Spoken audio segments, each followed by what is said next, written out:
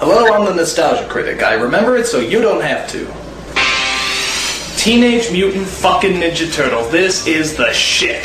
When we were growing up, Ninja Turtles were everywhere. Comic books, TV shows, breakfast cereals. They even had a pie named after them.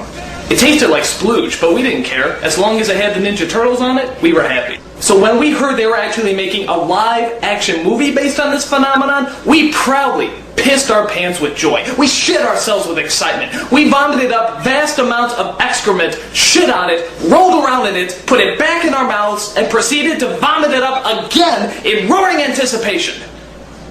Okay, maybe only I did that. But still, bottom line, we were hyped as hell. These movies kicked ass back then, and I'm sure they're gonna kick ass now. Which is to say I haven't actually seen these movies in years, but that's why as a special treat, I'm gonna sit down and review the movies with you as you're watching it with me. So, grab your vintage Teenage Mutant Ninja Turtle box of cookies and enjoy the show. Just watch the movie. Alright, New York. So far, so good. Actually, I like this opening because it doesn't even look like a Ninja Turtles movie. This could be the opening to Shaft. Watch! Who's the black private dick that's a sex machine to all the chicks? Shaft! You see? April O'Neil, Channel 3. Whoa. Who is that? April O'Neil. No. Listen, lady, I'm sure you're a fine actress and everything, but, you're not April O'Neil. No. This hot honey you see here is April O'Neil. Yellow jumpsuit, nice legs. Damn, she's fine. So come on, where's the real April O'Neil? Come on, cough her up. Just what is going on out there, April?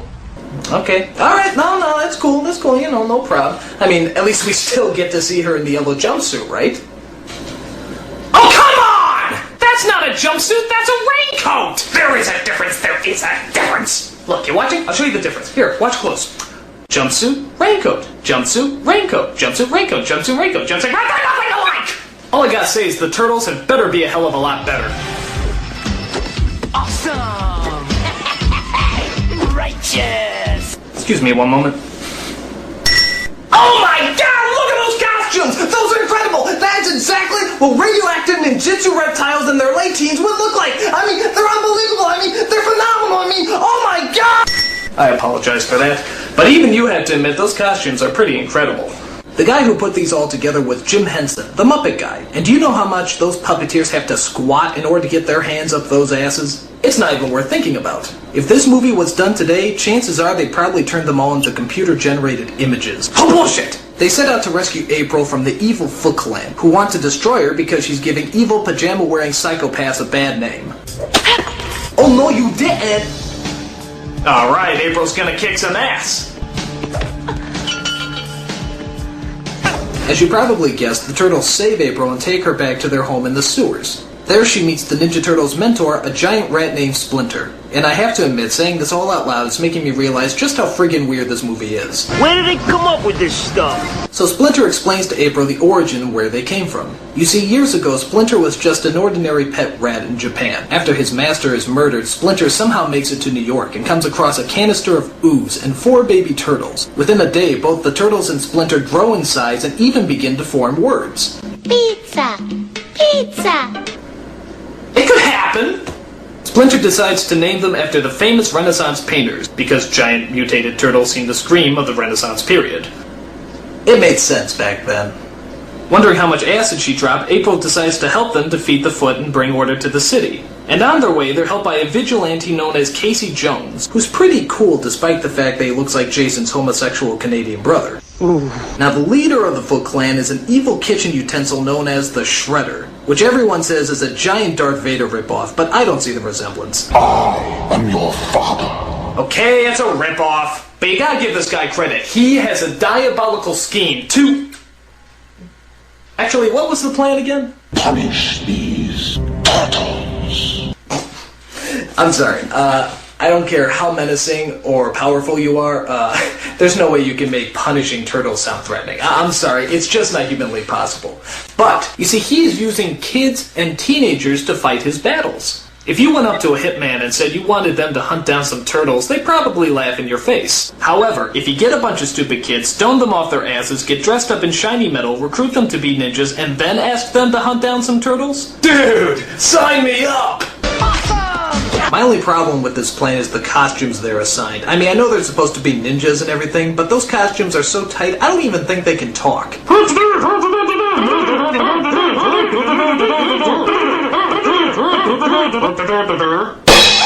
One of the things I love about this movie is the Turtles' disguises, which is pretty much just a trench coat and a fedora hat. How can nobody recognize them in that? I mean, how stupid do people have to be to not recognize a big turtle in a trench coat? Look like sort of a big turtle in a trench coat.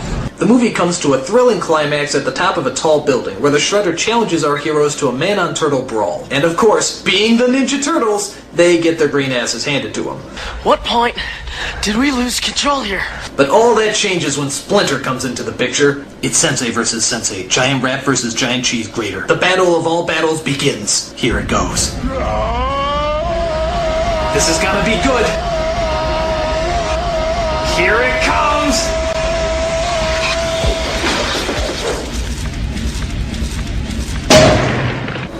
Bullshit! What kind of battle is that? He sticks out his foot like a cartoon character and he trips? What a ripoff!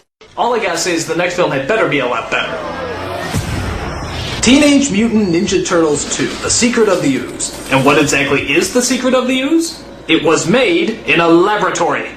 And that's about it. There's not really any surprises on top of that. Kind of a big letdown. But the Turtles are back. And this time around they're, well, more kid-friendly, I guess. After all the parents complained about the violence and swearing in the first film, you know, everything that made it good, the second film tones down the action and the bad language. So instead of using their weapons to fight people, they use stuff like cold food, belts, and yo-yos. You know, stuff you find lying around the house. So now all your kids will know how to turn ordinary household appliances into blunt, badass weapons. Thank you, parents of America. Idiots. And as for the bad language, I don't know. I don't remember too much swearing in the first film. Ninja kicked the damn rabbit. Damn. Okay. So every kid was swearing like a bastard after they saw this movie. But granted, it's a lot better than their original cut. Fuck that, man.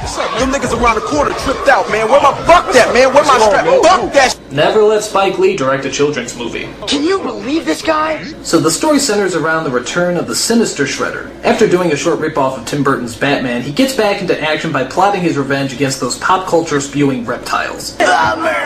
He steals a canister of ooze from that guy in Titanic and decides to make his own evil mutants. Within seconds, two innocent, harmless animals are transformed into the sinister duo of Bebop and Rocksteady. Yeah, like I said, Bebop and Rocksteady. Now the one scene everyone remembers is the fight scene that takes place in the whitest of all rap clubs led by the whitest of all rappers. You guessed it, Vanilla Ice. Oh, no. Gee, it looks like they're pretty freaked out about all those monsters breaking into their club. But wait a minute. I think the Ice is feeling something. I think he's conjuring up a rap, a sort of ninja rap, if you will.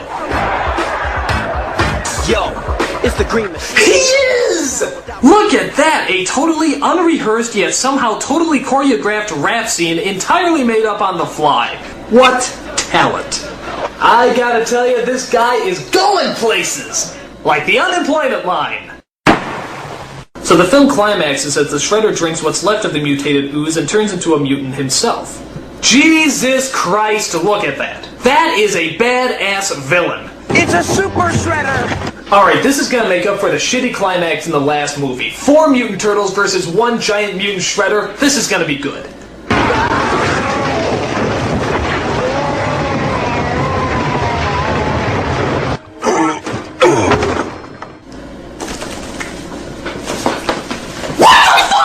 Are you telling me that a regular Shredder can survive a 7-story fall and a dump truck crushing him, and yet a super Shredder can't survive a bunch of wood falling on him? Bullshit! Bullshit! Bullshit! You know, I'm starting to realize that, these movies aren't quite the masterpieces I remember them to be. I mean, they're weird as hell, they don't make any sense, and they keep pissing me off with their anti-climaxes. But I shouldn't give up hope. After all, there is still one last movie left, Teenage Mutant Ninja Turtles 3. And seeing how now they've had 2 movies to experiment with and find out what works and what doesn't, I think we can safely assume that this is going to be the best of the bunch. So, sit back and let's enjoy Teenage Mutant Ninja Turtles 3.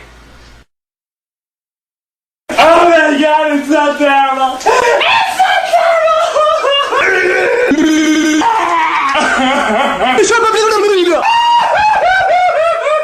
This is the worst thing that no one should ever have to see. It's awful. It's terrible. It's so bad I am forced to make up a word to describe how bad it is. This movie is horrible-fuckus. It's the most horrible-fuckus movie I've ever seen in my entire life. Okay, like I said, these movies aren't the masterpieces we remember them to be. But it's best not to look at them as movies, but more as a homework assignment.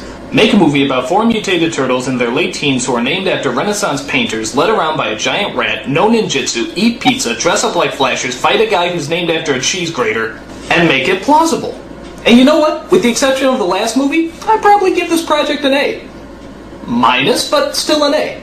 I'm a Nostalgia Critic. I remember it, so you don't have to.